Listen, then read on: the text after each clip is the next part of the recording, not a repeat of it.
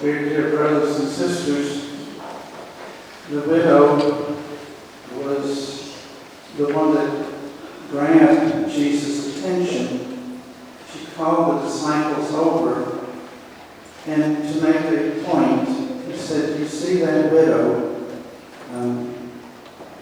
She put in more than all the rest, only 2 cents, but she gave more than all the rest. It was from her need, her want.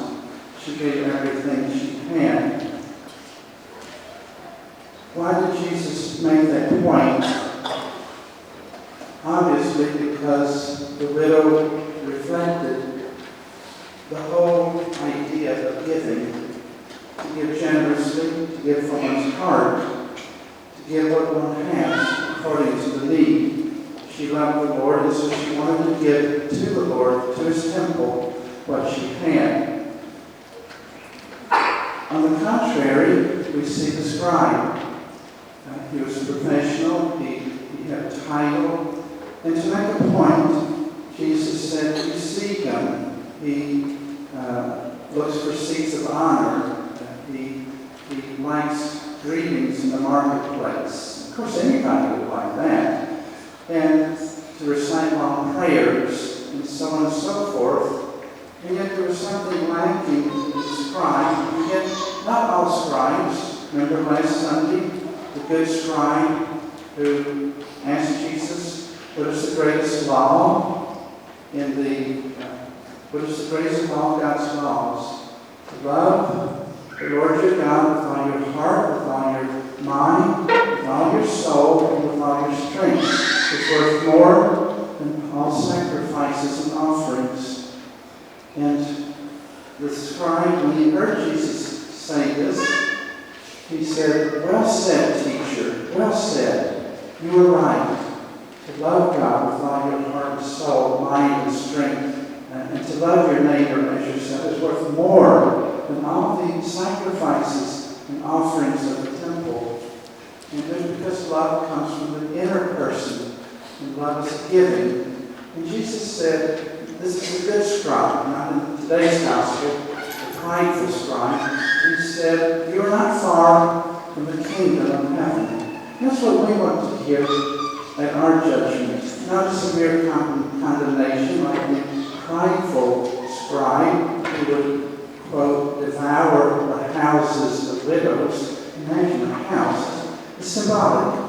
Everything a person has is kind of symbolized in their home, in their house. Receiving and taking, but rather humbly giving from one's heart and soul. This is what draws God's blessing. In confession, there's a mini judgment, always a mini judgment. When a person comes before the priest, you have a kneeler or a seat, and the priest has a seat. And we can call them both hot seats, because the person that comes to kneel or sit in the chair has to have a judgment on himself or herself. It's a mini judgment. What are my sins? And to honestly, humbly share those sins with the priest. Now, the priest sits on a hot chair too, because he has to represent Christ. It's Jesus Christ who is in the priest. The priest is his representative. So it's through the priest that Jesus gives forgiveness and absolves sins. And so that chair has to be hot, because he has to do it with the mercy and the goodness of Jesus. I'm going to share a story with you about Father Bill Stelling. Some of you may remember Father Bill Stelling, one of the former pastors here at St. Mary's. I knew him quite well, especially in his later years. In his early years, he had some involvement with the Hispanic ministry. He had worked on the Spanish, and for a couple of years in Nashville, he had Spanish-speaking people. But then, over the years, he was out of touch with them. The last 5 years of his life, he felt a call, a need to get back and connect with them again. And that's where we began to work together, because it's always been my special ministry, the Spanish speaking. I learned Spanish early on. It was providential. Somehow the Lord got me to learn it well. So Father Bill Stelling and I worked together. I remember I admired him for his effort. He didn't speak Spanish quite as well as me because I started quite early with it. But I admired him because he would go into confession. He would line up. This long line of people. He'd come in and go out. Come in and go out. Come in and go out in front of the building. Do you understand what they're saying? No, Father Richard, don't. Just listen and I give my absolution. So that's the mercy seat.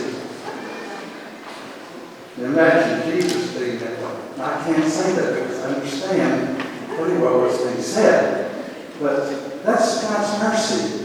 And it takes an effort, a desire, a humility to want to love God to the point of entering into that many judgment of oneself and confessing one's sins, all sins, even confronting one's vices or crimes. We all have all of these things we struggle with, and to confess them, and then to receive through the priest Jesus' loving mercy and forgiveness. It's a mercy seat that is there.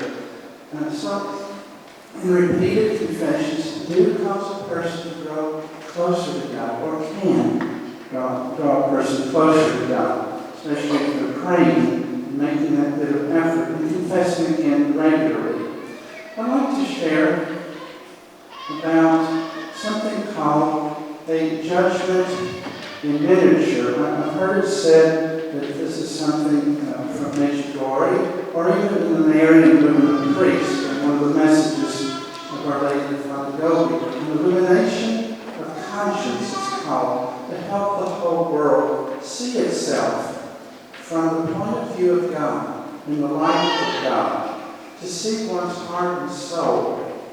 An illumination of conscience and many judgment.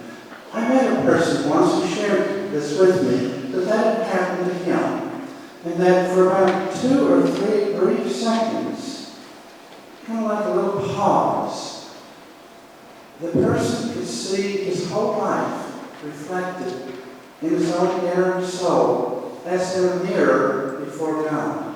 It was kind of frightening, but it was also wonderful at the same time.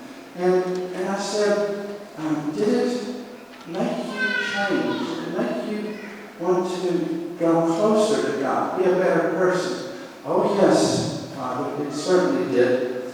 And so this is part of the mercy of God.